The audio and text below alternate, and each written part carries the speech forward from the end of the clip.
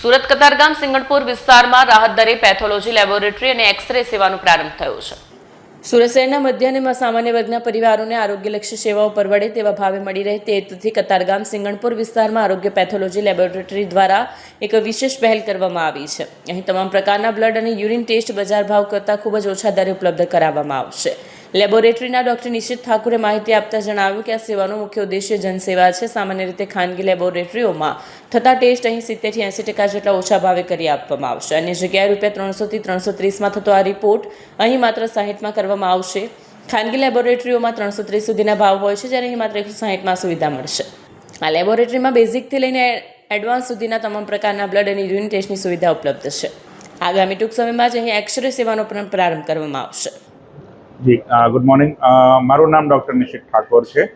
આજથી કતારગામ સિંગણપુર વિસ્તારમાં અમે રાહત દરની લેબોરેટરી અને એક્સરે ની સેવા ચાલુ કરી રહ્યા છે।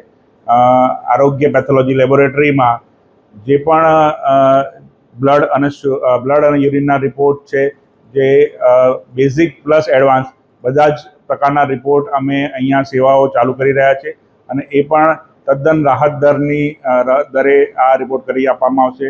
જેમ કે એક્ઝામ્પલ આપું તમને કે જે CBCનો એક રિપોર્ટ છે, જે તમને બહાર પ્રાઇવેટ લેબોરેટરીમાં તમને 300 થી 330 રૂપિયામાં થાય છે, તે અહીંયા ફક્ત 60 રૂપિયામાં થઈ જશે। CBC MP હશે। મલેરિયાના રિપોર્ટ CBC સાથે જો કરવાના હશે તો ખાલી ફક્ત 160 રૂપિયામાં થશે, જે બહાર તમને 300 થી 330 રૂપિયા આપવા પડે છે। એટલે જનસેવા માટે આ એક અભિયાન ચાલુ કરેલું છે। તો જાહેર જનતાને મારી અપીલ છે કે આનો ઉપયોગ કરે અને જે દર્દીઓની સેવાનો અમને મોકો આપે। ટૂંક સમયમાં એક્સરેની સેવા પણ ચાલુ થઈ જશે। બ્લડ અને યુરિનમાં બધી જ પ્રકારની સેવાઓ અમે પૂરી પાડવાના છીએ। એટલે કોઈ પણ ટેસ્ટ તમારો એવો નહીં હોય કે જે અહીંયા નહીં થાય।